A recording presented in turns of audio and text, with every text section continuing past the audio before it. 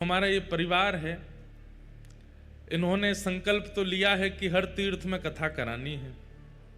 ये पहली कथा यहां से प्रारंभ हो रही है जगन्नाथ जी से, और उत्साह में कोई कमी नहीं है, उत्साह परिपूर्ण है, खूब भाव है, खूब बिल्कुल लगे हैं चकाचक आनंद में कि कोई कमी रह ना जाए। सब जैसे महाराज जी कहें, जैसे ब्राह्मण देवता कहें, जैसे सब लोग कहें वैसी सब व्यवस्था।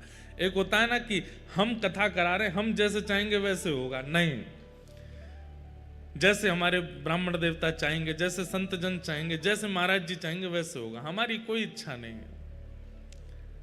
और वास्तविक में यही ऐसी ही कथाएं कहने में, सुनने में और करने में सुख मिलता है, जहां पर पूर्ण समर्पण कर दिया जाए ठाकुर जी के सन्मुख कि आप करो। ये पूरा जो पंडाल है कितना सुंदर रूप से बनाया गया, पूरे ऊपर यहाँ की कलाएं छापी गई हैं, पीछे ठाकुर जी के तीनों रथ विराजमान हुए हैं। श्री जगन्नाथ महाप्रभु जिस रथ में विराजमान होते हैं उस रथ को नंदी घोष रथ कहते हैं।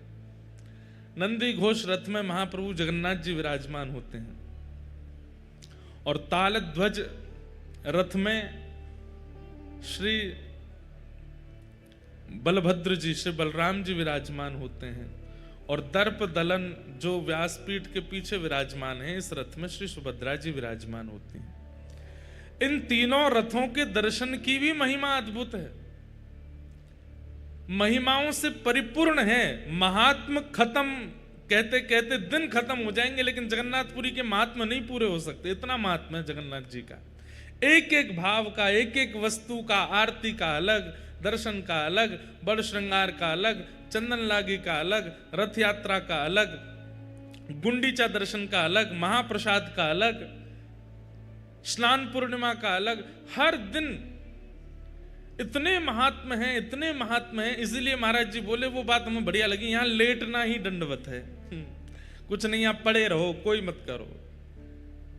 इसलिए हमारा वृंदावन भी कोई कम नहीं है, वो भी ये उड़ीसा का वृंदावन है जगन्नाथपुरी। और श्री चैतन्य महाप्रभु, जब चैतन्य महाप्रभु ने सन्यास ग्रहण किया तो वे वृंदावन जाने चाहते थे, वृंदावन में रहना चाहते थे, लेकिन अपनी मां को जब प्रणाम करने के लिए गए तो मां ने महाप्रभु जी को आज्ञा दी, देखो आप सन्यास ले रहे हो, अच्छी बात है, आपकी इच्छा है, पर वृंदावन बहुत दूर है, मायापुर जहां महाप्रभु जी विराजे वहां से नदिया, बीच बीच में इन 7 दिनों में महाप्रभु जी के चरित्र भी हम सुनेंगे। चैतन्य महाप्रभु जी का कैसा भाव जगन्नाथपुरी के प्रति। अभी जयपुर में श्री चैतन्य महाप्रभु का 3 दिन तक चरित्र कहने का अवसर मिला, अद्भुत है। तो श्री चैतन्य महाप्रभु जब अपनी मां को प्रणाम करने के लिए गए तो मां ने कहा, देखो तुम सन्यास ग्रहण कर रहे हो, लेकिन हमारी इच्छा है कि तुम मायापुर बंगाल से इतनी दूर वृंदावन तो मत जाओ। क्यों? महाप्रभु जी तो चाहते ही वृंदावन जाना थे। तब मां ने कहा कि देखो, कल को अगर हमारे प्राण गए, वृद्धावस्था तो है हमारी, कल को प्राण गए तो आने में भी, तुम तक संदेश पहुंचने में कितना समय लगेगा, फिर तुम आ भी पाओगे कि नहीं, बहुत लंबा समय लग जाएगा। इसलिए हमारी तुमसे प्रार्थना है कि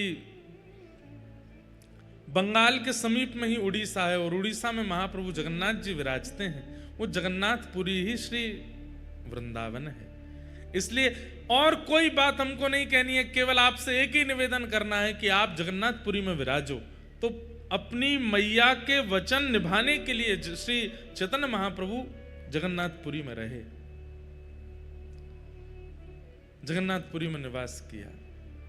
तो महाप्रभु जी श्री मंदिर को, जहां जगन्नाथ जी विराजते हैं, उसे द्वारिकापुरी मानते थे, और गुंडीचा जहां ठाकुर जी रथ में बैठ के जाते हैं उसको वृंदावन मानते थे।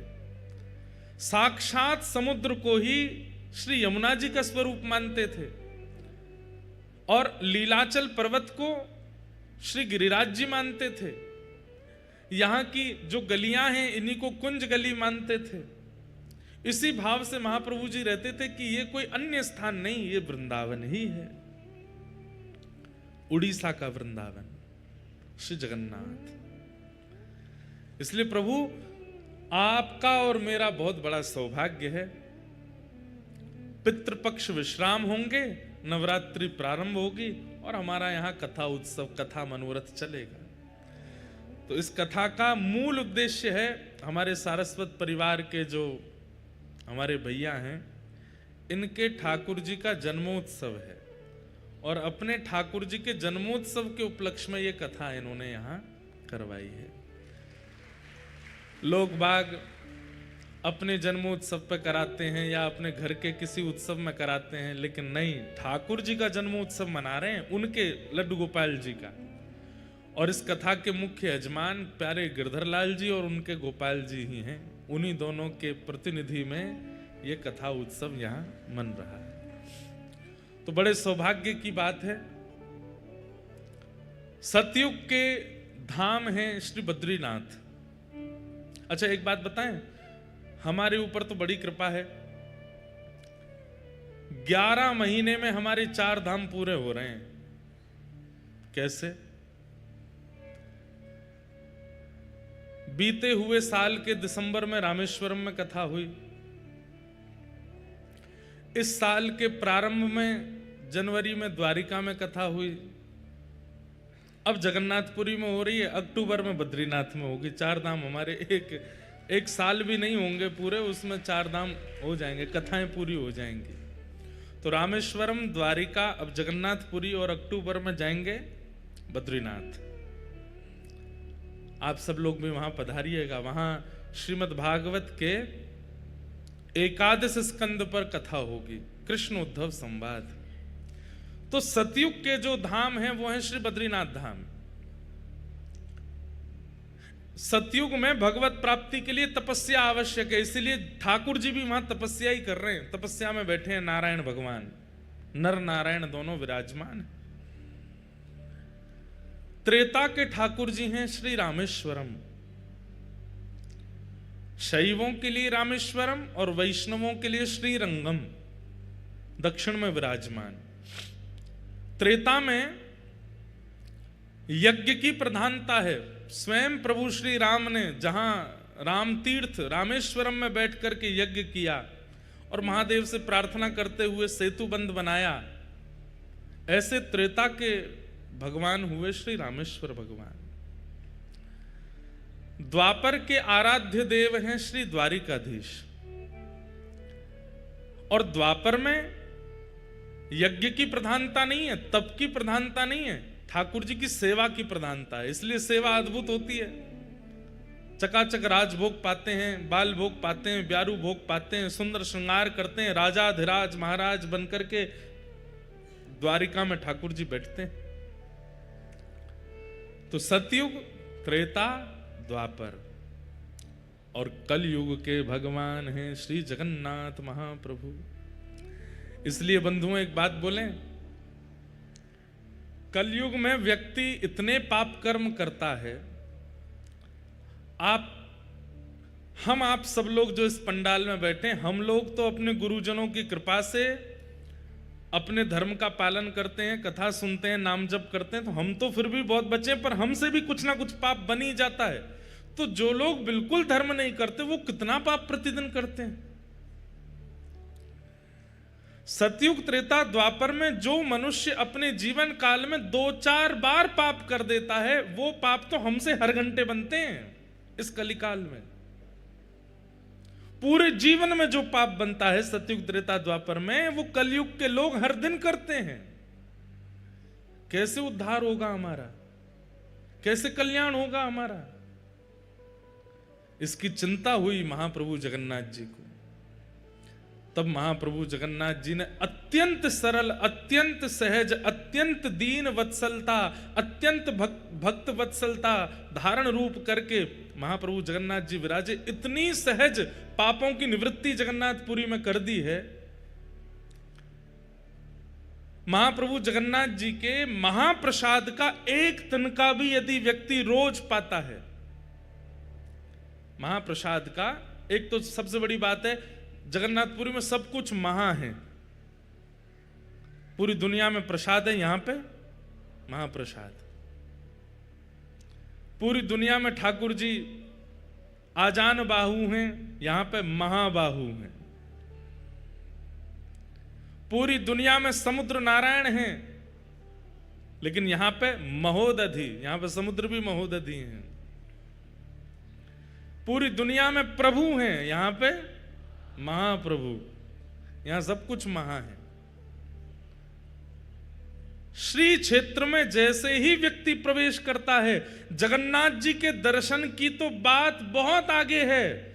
जहां से श्री नील चक्र दिखाई देना प्रारंभ हो जाता है, नील चक्र दर्शन करते ही जन्म से लेकर अब तक जितने पाप हैं, नील चक्र के दर्शन से तुरंत सब पाप समाप्त हो जाते हैं। ये जगन्नाथपुरी है।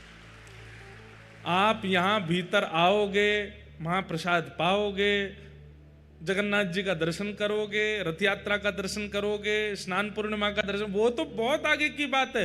जैसे ही भुवनेश्वर से, कटक से, जहां से भी आप आ रहे हो, बस एक चीज का ध्यान रखना है कि जब जगन्नाथपुरी आ रहे हो तो नेत्र खोल करके चारों तरफ देखते आओ। जैसे ही नील चक्र दूर से दिखाई दे जाते हैं, कम से कम 8-10 किलोमीटर दूर से ही महाप्रभु जगन्नाथ जी का शिखर दिख जाता है, और उसमें जो नील चक्र है, उस नील चक्र का केवल दर्शन कर लीजिए। उस दर्शन का ही इतना प्रभाव है कि जन्म से लेकर के अब तक जितने पाप किए हैं सब नष्ट हो जाते हैं। सोचो, जैसे नील चक्र देखा, हमारे पाप शून्य हो गए, 0, कुछ नहीं बचा अब हमारे अंदर। अब यहां रह करके जगन्नाथ जी दर्शन किए, महाप्रसाद पाया, यहां रह करके कथा सुन रहे हैं, महोदधि समुद्र में स्नान करेंगे। आज एकादशी है।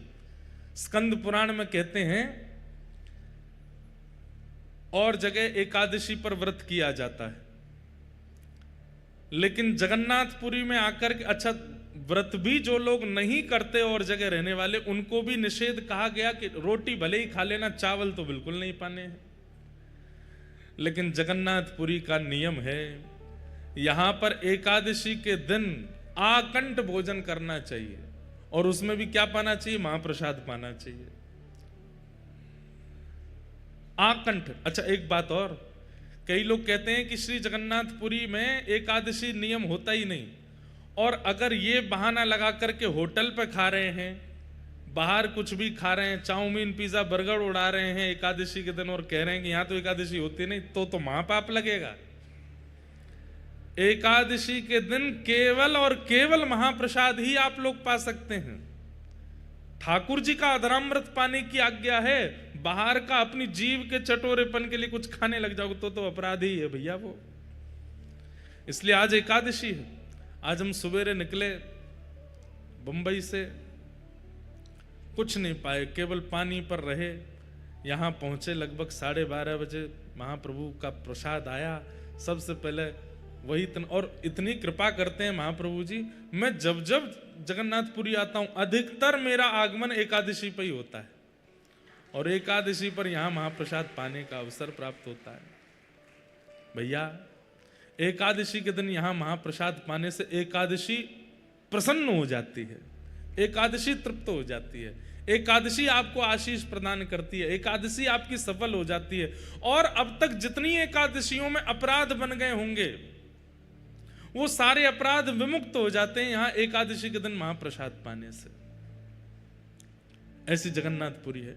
और कहते हैं द्वादशी को, त्रयोदशी को, एकम को, द्वितीया को, चतुर्थी को, अष्टमी को जितना मन हो उतना पाना, लेकिन एकादशी के दिन जितनी क्षमता है उससे ज्यादा पाना है, आकंठ पाना है।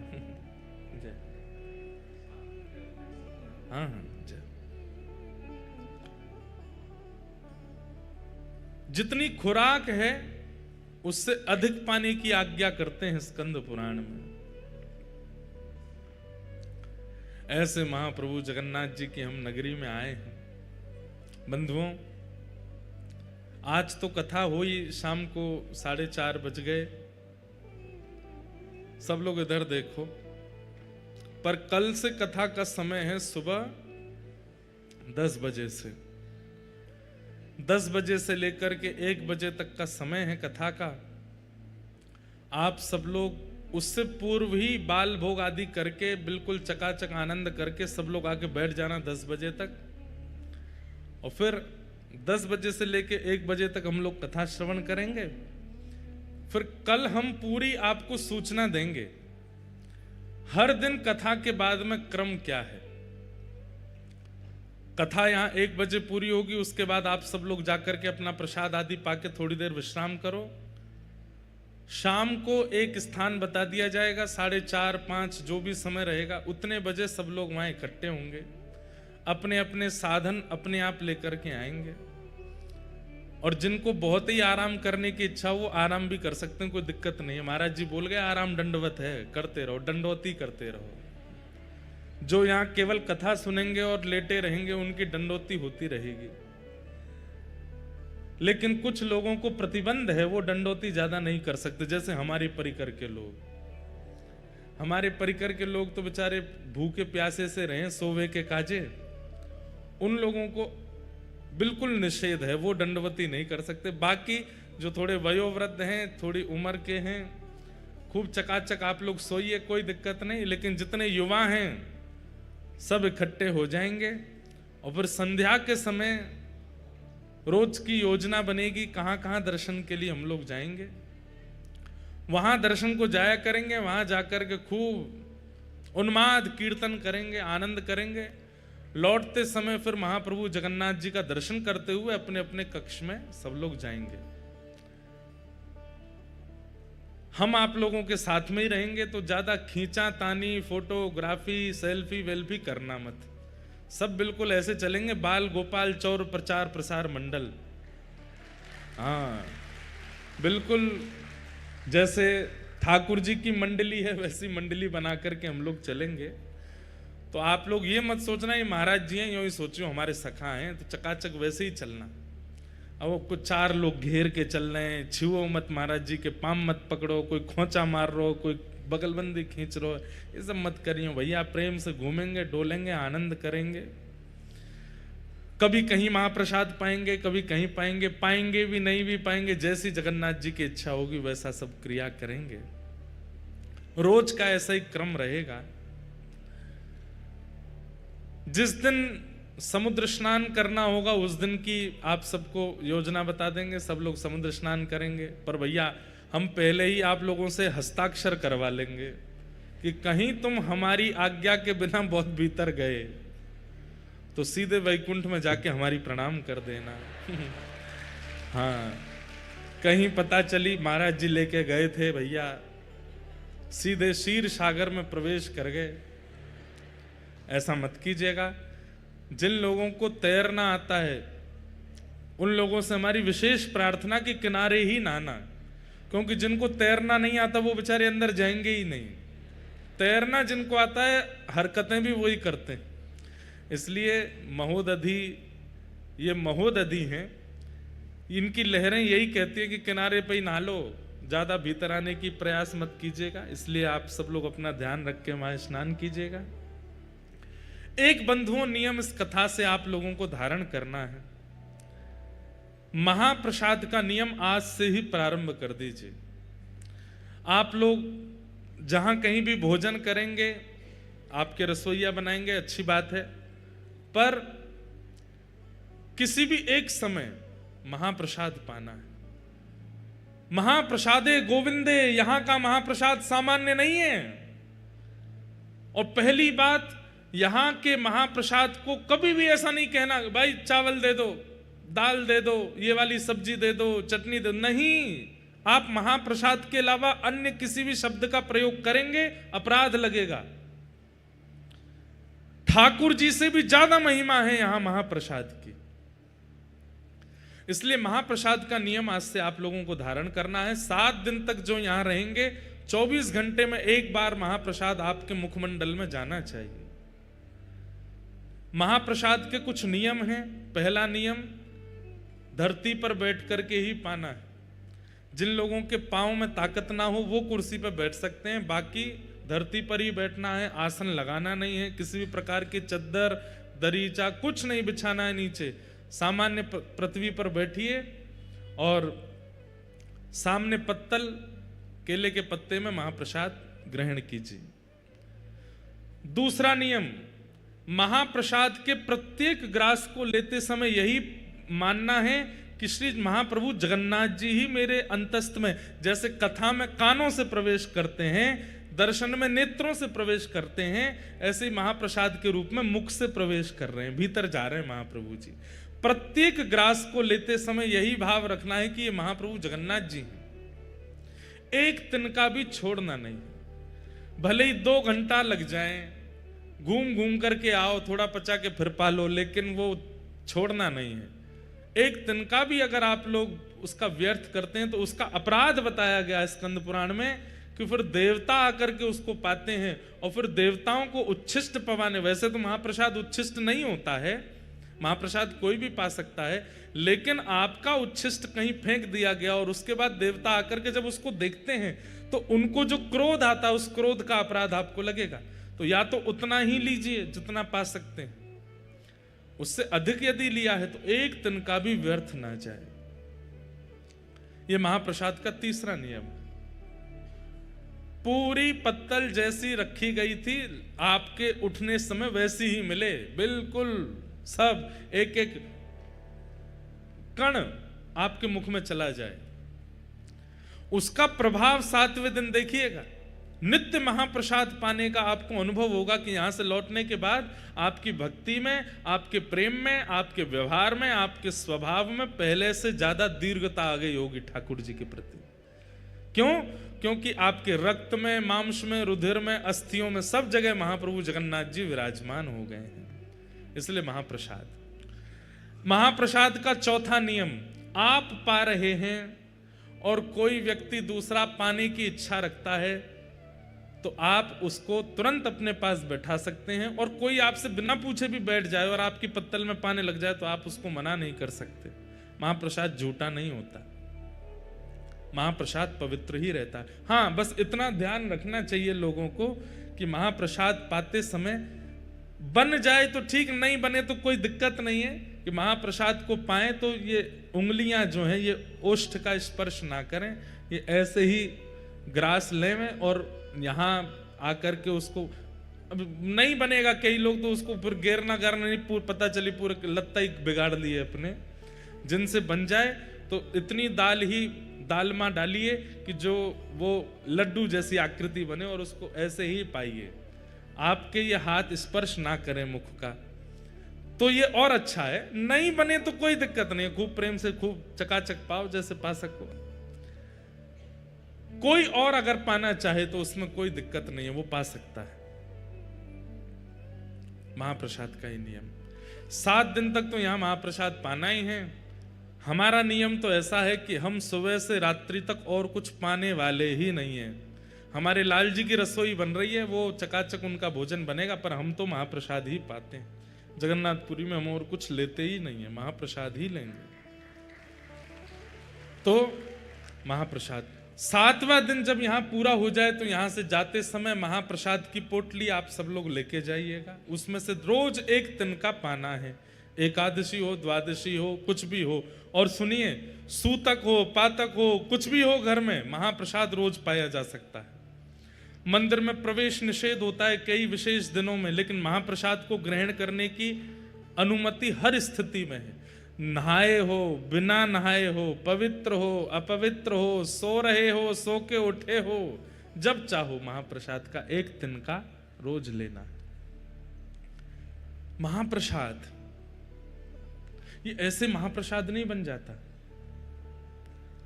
जगन्नाथ जी की सबसे बड़ी रसोई है विश्व में।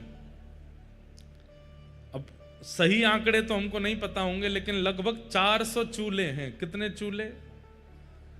400 चूल्हा हैं भीतर, और 700 बनाने वाले सब हमारे सेवक जन हैं। 700 रसोईया कितने हैं भैया? 10,000 आदमियों का भोजन भी ज्यादा से ज्यादा 100-150 लोग बना देते हैं, लेकिन केवल महाप्रभु जगन्नाथ जी, सुभद्रा जी, बलभद्र जी 3 हैं, और चौथे हमारे सुदर्शन जी।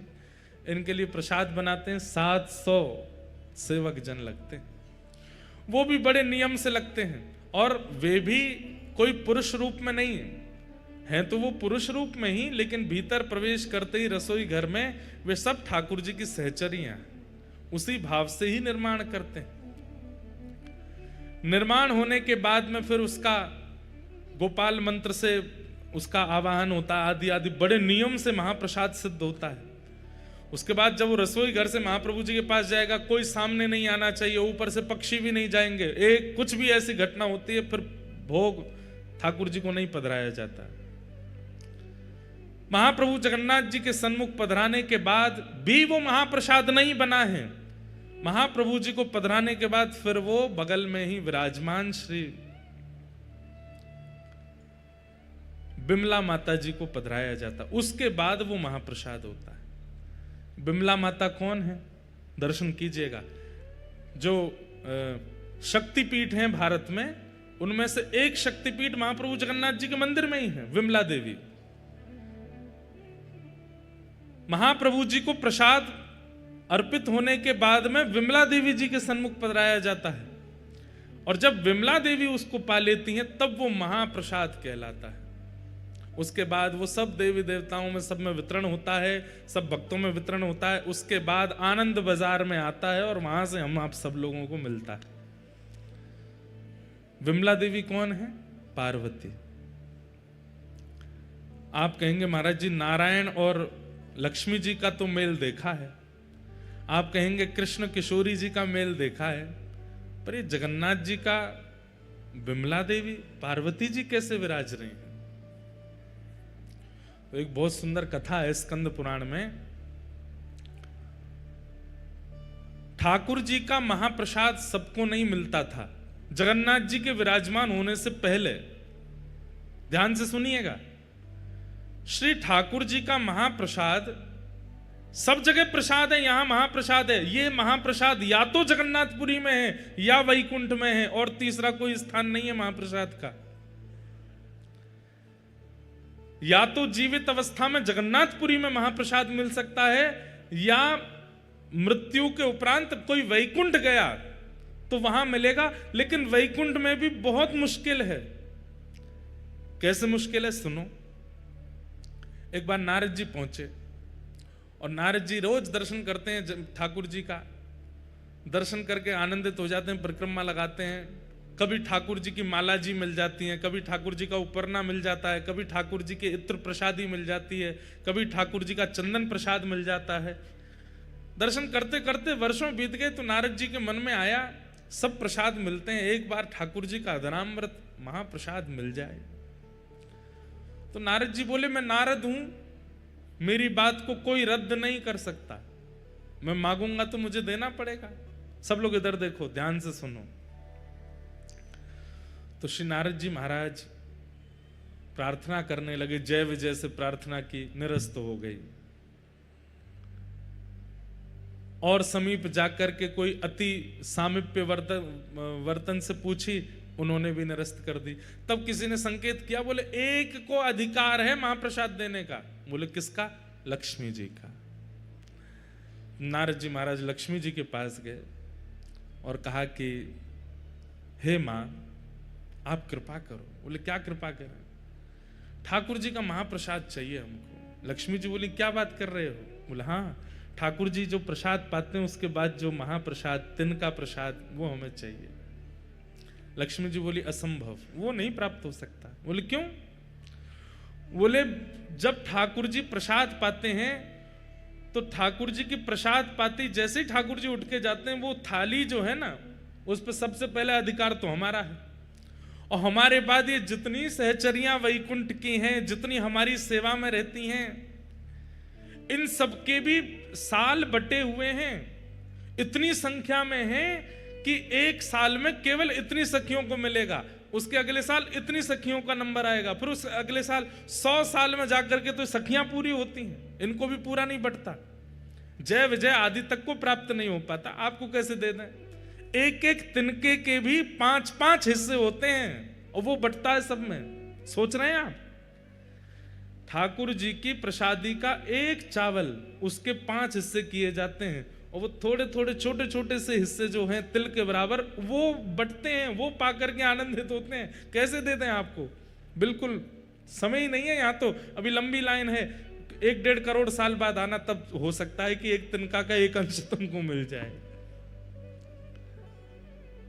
नारद जी महाराज बोले मुझ पर कृपा करो, इतना प्रतीक्षा नहीं कर सकता, एक बार महाप्रसाद पाना है।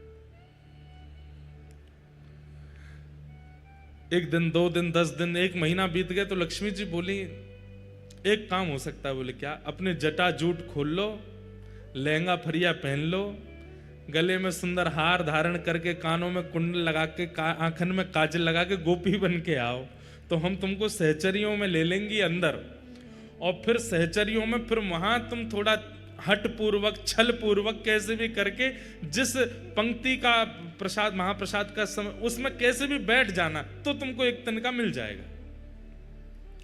नारद जी बोले इसमें क्या, हमारे ठाकुर जब लाली बनवे में संकोच ना करे तो हम कब करेंगे?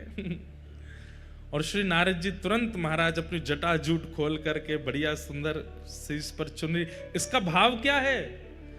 ठाकुर जी की निज सेवा में जाने के लिए चाहे जहां हो, गोपी तो बनना पड़ेगा, और गोपी मतलब हृदय से गोपी। नारद जी महाराज सखी बन गए। लक्ष्मी जी चुपचाप उनको रसोई घर में ले गई। बोले ठाकुर जी को नहीं पता चलना चाहिए, क्योंकि इतने सब लोग हैं, सब पर कृपा होती है, तो ठाकुर जी को कोई ये इस प्रकार से कोई प्रवेश करता, ठाकुर जी को बहुत संकोच लगता है कि अभी इतने लोग बैठे हैं, इतने वर्षों की प्रतीक्षा है, और आप जबरदस्ती वीवीआईपी बीच में घुसे आए हो। ठाकुर जी को अच्छा नहीं लगता, इसलिए ठाकुर जी को पता नहीं चलना चाहिए, चुपचाप यहाँ सेवा करते रहो। नारद जी बेचारे कभी बर्तन मांजने की सेवा, कभी सामग्री अमनिया करने की सेवा करते हैं। एक दिन ठाकुर जी का महाप्रसाद मिले, और एक दिन पता नहीं कैसे योजना बनी और नारद जी उस पंक्ति में बैठ गए जिस पंक्ति में महाप्रसाद के 5-5 टुकड़े बांटे जा रहे हैं। नारद जी महाराज सामने बैठे, लक्ष्मी जी परोसती भाई जैसे ही आई तो नारद जी को थोड़ी देख करके उनको कृपा की इच्छा हुई, और उन्होंने महाप्रसाद के 2 तिनके, महाप्रसाद चावल के 2 तिनके उनके हाथ में धर दिए। कहां एक तिनका के 5 हिस्सा बांटे जा रहे हैं, उन्होंने 2 तिनका दे दिए। और जैसे ही महाप्रसाद हाथ में आया तो जैसे अत्यंत दिनों का प्यासा व्यक्ति उसको पानी दिख जाए, वो कहां रोक पाता है। आपने तुरंत एक महाप्रसाद का तिनका अपने मुख में जैसे ही धारण किया, आहा, वो धारण करते ही आपको प्रेम लक्षण प्रकट होने लगे, नेत्रों से अविरल अश्रुधार गिरने लगी, रोम रोम पुलकित हो गया। भुजा उठाकर के श्री नारद जी महाराज नृत्य करने लगे। हा कृष्ण, हा माधव, हा केशव, हा गोविंद, हा मधुसूदन। प्रेम की अद्भुत अवस्था प्राप्त हो गई नारद जी को। इतने वर्षों में संकीर्तन करके भी जो ठाकुर जी की अवस्था नहीं मिली थी, वो अवस्था केवल महाप्रसाद प्राप्त करते ही नारद जी की प्रकट होने लगी। इतने में ठाकुर जी की दृष्टि गई, ये कौन सखी है, ये कौन नई नवेली सहचरी है, इतनी जोर से नृत्य कर रही है। लक्ष्मी जी बोले कोई नहीं, मैं संभालती हूं। लक्ष्मी जी हाथ पकड़ करके लेके गई नारद जी को, और क्या कर रहे हो, फंसवाओगे सबको। नारद जी के तो नेत्र लाल पड़ गए। बोले हे मां, अभी तो केवल एक तिनका पाया है, और ये तिनका पाकर के मैं इतना आनंद में आ गया हूं। वर्षों से, करोड़ों वर्ष निकल गए, नाम जपते जपते ऐसी स्थिति का अनुभव नहीं किया जो स्थिति का अनुभव केवल महाप्रसाद का एक तिनका पाकर के मुझे हो रहा है। लक्ष्मी जी बोली इसीलिए नहीं देते हैं, तुम देखो क्या हालत हो गई, अब जल्दी जाओ यहां से, ठाकुर जी को पता चल गई तो दिक्कत होगी। वैकुंठ से ही चले गए, नाच रहे हैं, कभी किसी लोक में जा रहे हैं, कभी किसी लोक में जा रहे हैं। सब नारद जी की इस भाव दशा को देख करके आश्चर्यचकित हो रहे हैं कि ये कैसे हो गया। नृत्य करते करते करते करते श्री नारद जी महाराज पहुंचे कैलाश। कैलाश में विराजमान महादेव, बाकी सब तो नारद जी का नृत्य देख करके अनुमान लगा रहे हैं कि हुआ क्या है, लेकिन महादेव तो महादेव हैं, वो तो देखते ही पहचान गए।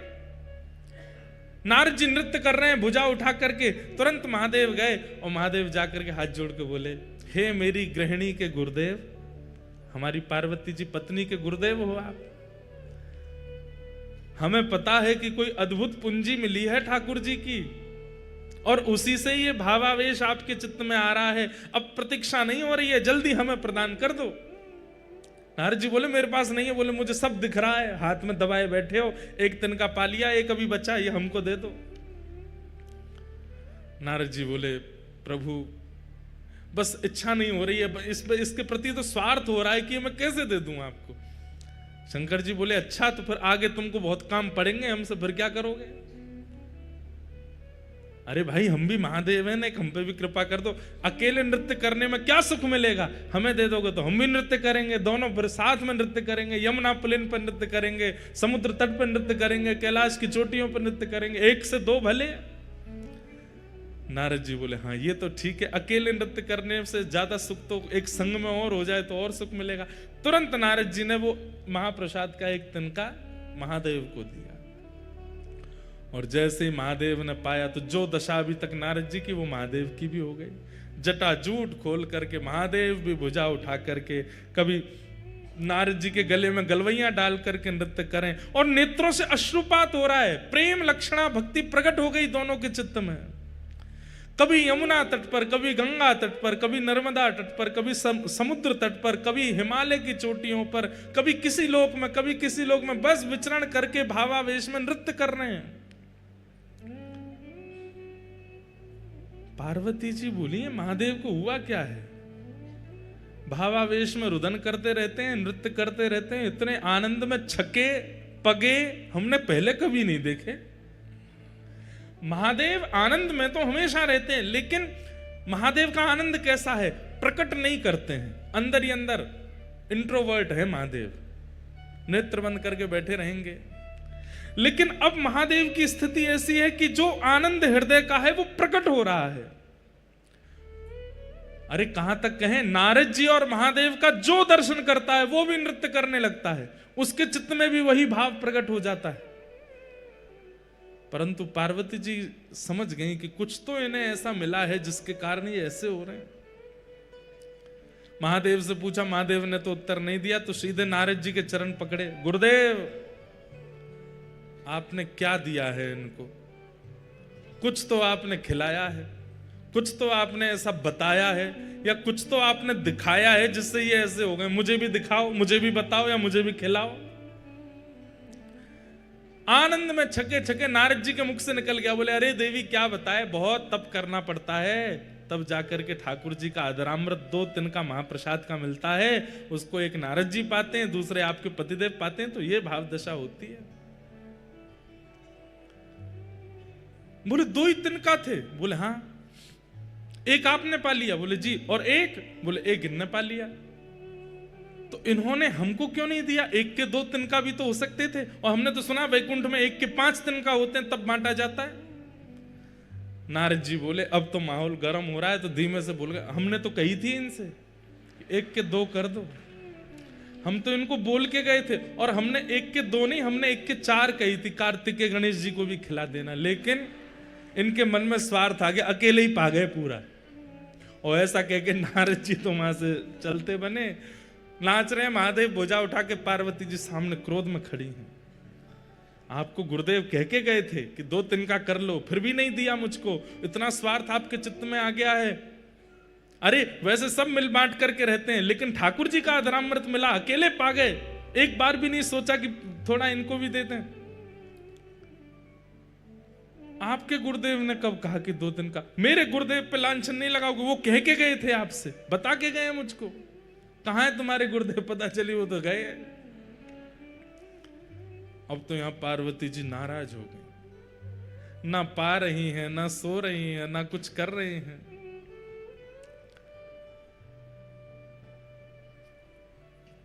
महादेव पहुंचे, देवी क्या बात है?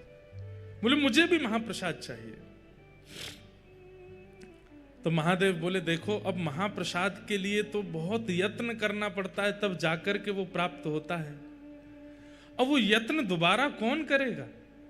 मुझे नहीं पता, मुझे चाहिए। तब महादेव ने ध्यान करके पार्वती जी को बताया कि तुम्हारा पूर्व रूप जो सती का था, जहां जहां जो जो अंग पड़े थे वहां वहां शक्तिपीठ प्रकट हो गई।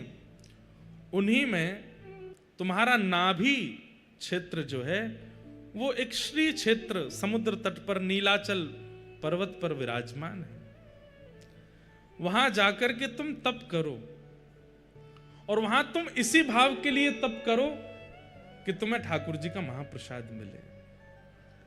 और उस तप के प्रभाव से देवी हमको तो एक तिनका मिला है, लेकिन मैं दीर्घ दृष्टि से देख पा रहा हूं, अगर तुम्हारा तप सफल हो गया तो महाप्रभु जगन्नाथ जी का जो एक तिनका मुझे और नारद जी को मिला, वो महाप्रभु जी का महाप्रसाद की पूरी हंडी महाप्रभु जी के भोग लगने के बाद सीधे आपके सन्मुख आएगी, और आप जब प्रसाद पाओगे उसके बाद ही वो महाप्रसाद बनेगा और सबको वितरण किया जाएगा।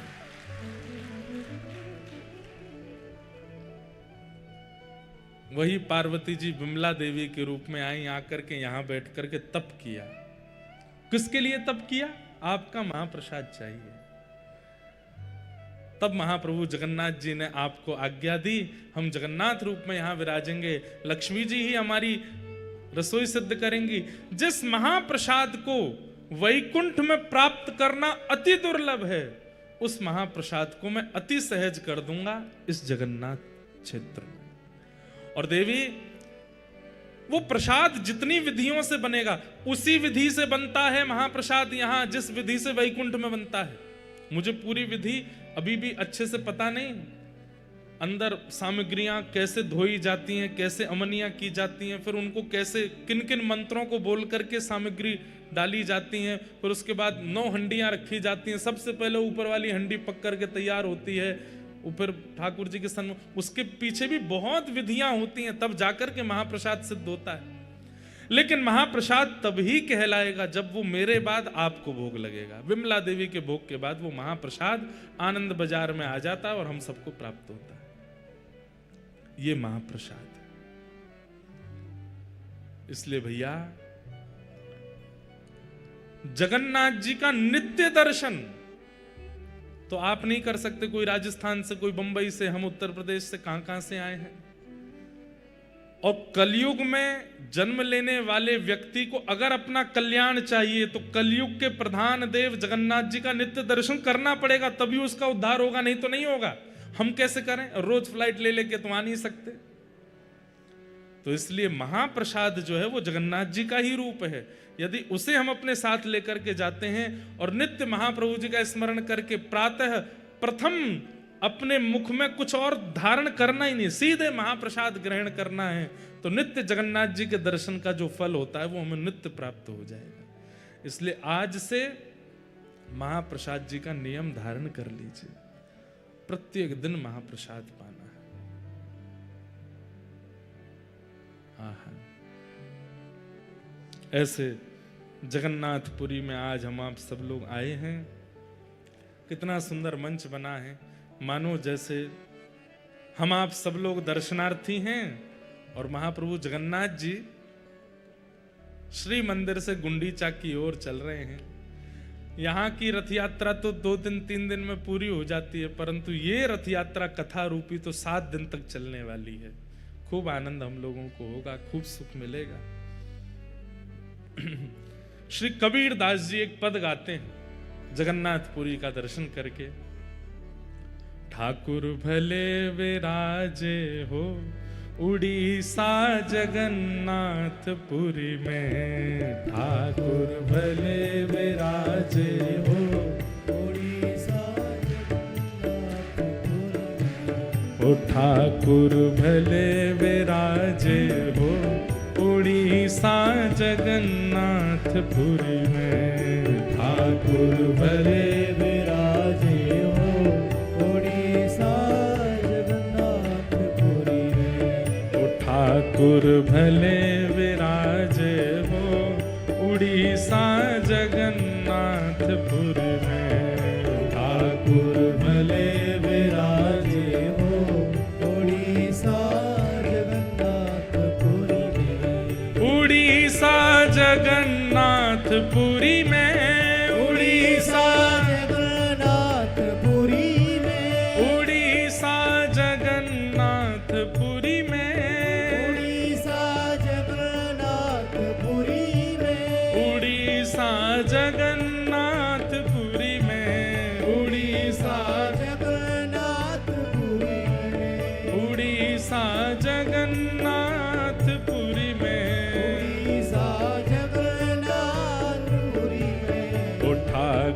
भले विराजे हो उड़ीसा जगन्नाथपुरी में। ठाकुर भले विराजे हो उड़ीसा जगन्नाथपुरी में।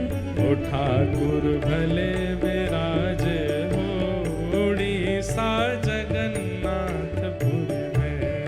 ठाकुर भले विराजे हो उड़ीसा बंधुओं, जगन्नाथपुरी।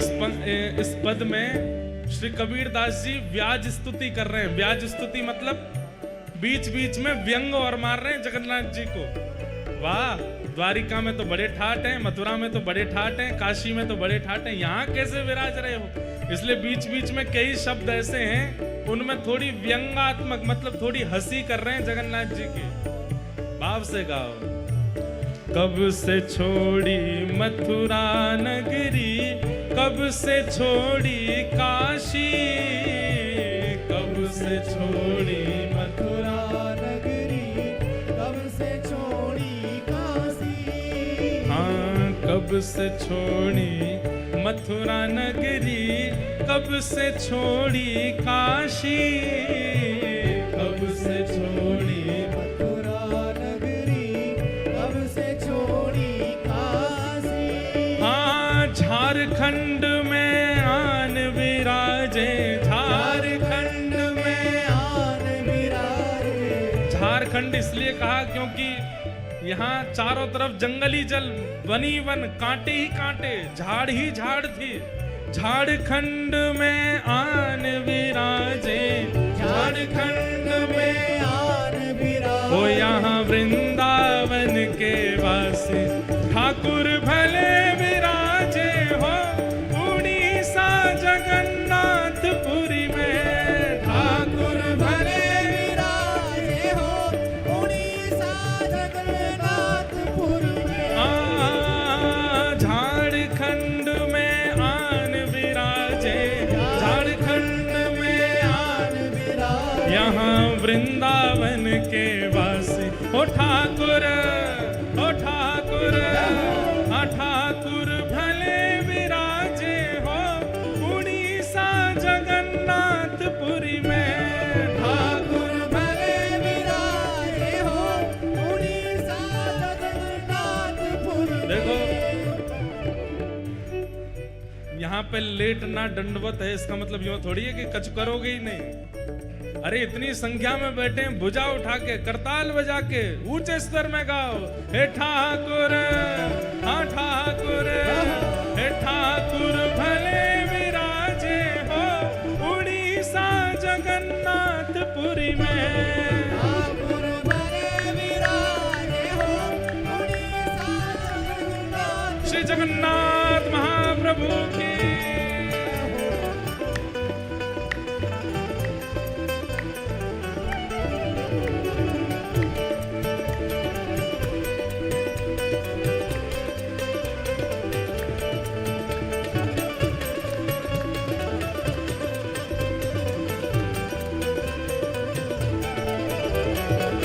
श्री नीलाद्रिनाथ की जय हो।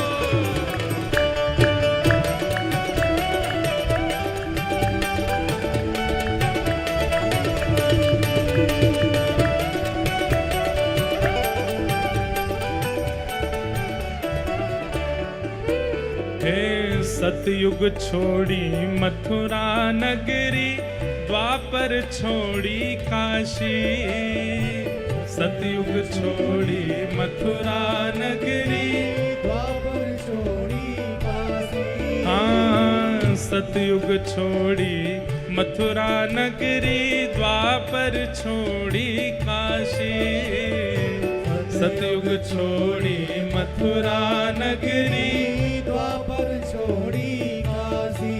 और कलयुग में है आन विराजे, कलयुग में तो आन विराजे। हाँ, कलयुग में तो आन विराजे, कलयुग में तो आन विराजे। ओ यहाँ वृंदावन के वासी ओ ठाकुर, ओ ठाकुर, हे ठाकुर भले विराजे हो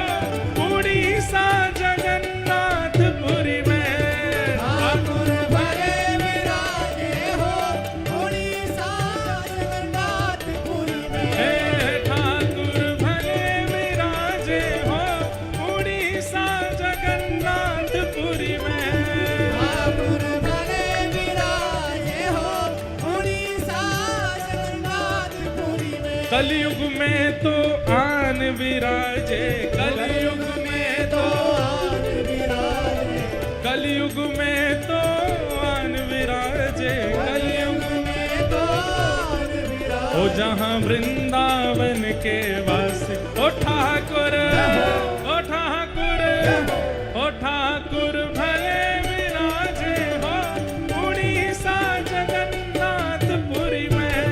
ठाकुर भले विराजे हो उड़ीसा जगन्नाथपुरी में।